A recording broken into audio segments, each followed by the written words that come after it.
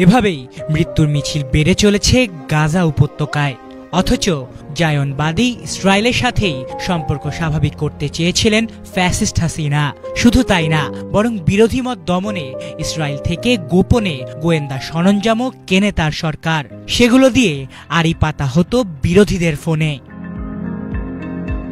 2021 সাল বাংলাদেশের পাসপোর্ট থেকে ইসরায়েলে ভ্রমণের নিষেধাজ্ঞা প্রত্যাহার করে হাসিনা সরকার। ব্যাপারটা আরেকটু বিস্তারিতভাবে বলা যাক।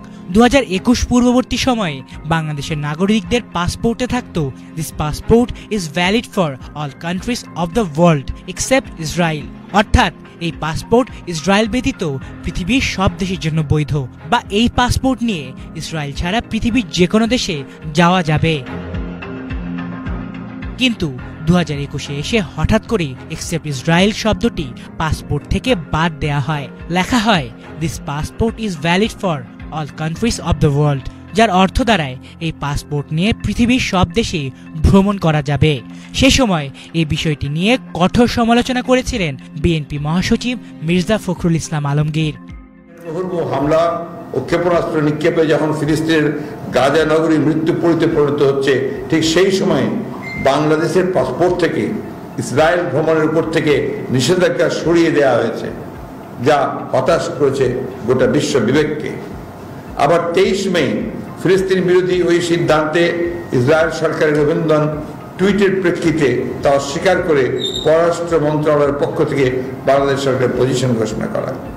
অপরদিকে স্বরাষ্ট্র মন্ত্রণালয়ের নীরবতা গোটা বিষয়ে সরকারের নীতিহীন অবস্থান বেরিয়ে এসেছে।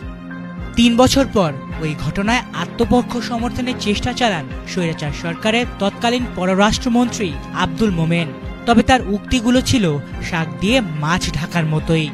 জার্মান কোম্পানি আমাদের এই পাসপোর্ট তৈরি করে, তারা পয়সা বাঁচানোর জন্য নাকি এই এক লাইন বাদ দিয়েছে, কিন্তু আনফরচুনেটলি আমাদের তারা কনসাল্টিং করে।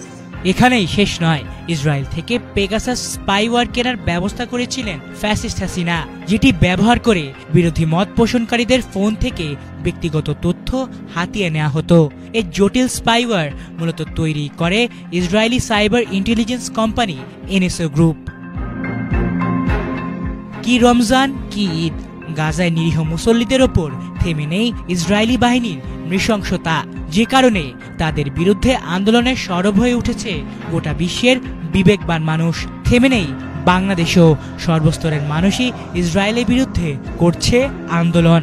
মঙ্গলবার ছাত্রদল আয়োজিত ইসরায়েল বিরোধী জনসভায় আরও একবার তেল আবিবের সাথে হাসিনার গোপন আতাতের বিষয়টি মনে করিয়ে দিলেন বিএনপি স্থায়ী কমিটির সদস্য সালাউদ্দিন আহমেদ।